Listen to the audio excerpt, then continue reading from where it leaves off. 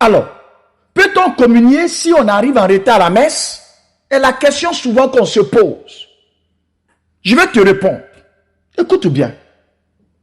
Cela dépend de ce que l'on a manqué. Si le fidèle est arrivé après l'évangile ou l'homélie, il est déjà en rupture avec la parole qui prépare l'Eucharistie. Alors, qu'est-ce qui se passe? La communion est le sommet de l'unité. On ne peut pas s'unir à Jésus si on n'a pas d'abord écouté, prié, adoré avec l'Église. Quand nous prenons le canon de l'Église catholique, le numéro 919, le code du droit canonique de l'Église, il a dit ceci: celui qui va communier doit être préparé, être en état de grâce et avoir jeûné pendant 1 heure. Un fidèle qui arrive après la liturgie de la parole, surtout par négligence, et non pour cause grave, doit s'abstenir de communier ce jour-là.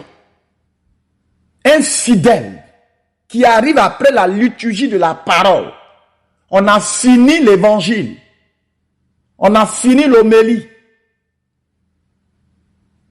surtout par négligence, et non pour cause grave, doit s'abstenir de communier ce jour-là. Parce que tu peux quitter la maison à 7h, la messe à 8h. À 7h30, tu prends la voie et tu rencontres des difficultés, causes graves. Tu trouves quelqu'un qui est malade. Tu trouves quelqu'un qui est malade. Et tu prends la personne sur ta moto, dans ta voiture, tu l'amènes à l'hôpital. Frère, si tu reviens, quel que soit le niveau de là où la messe a commencé, de là où tu es venu trouver la messe, je vais dire, communie. Parce que tu viens de poser l'acte qu'il faut pour sauver un être humain. Mais je suis en train de parler des personnes qui viennent en retard, par négligence, par paresse, qui viennent en retard parce qu'ils n'ont pas pris le temps de se préparer.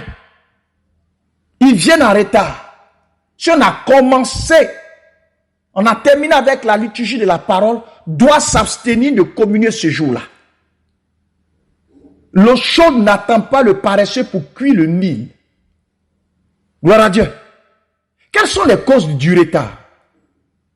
Les causes du retard, le premier point que je relève, c'est le manque d'organisation. En Luc 14, le verset 28, la Bible dit, si quelqu'un veut bâtir une tour, qu'il commence par s'asseoir et calculer. Si quelqu'un veut bâtir une tour, qu'il commence par s'asseoir et calculer. Par moment, on se couche tard le samedi. On se couche tard. Télévision, distraction, fête par-ci et par-là. On ne prépare pas ses vêtements. On ne prépare rien. On ne considère pas la messe comme un rendez-vous sérieux avec Dieu. Donc, ça ne nous dit rien. Le dimanche, il se lève et il veut partir à la messe.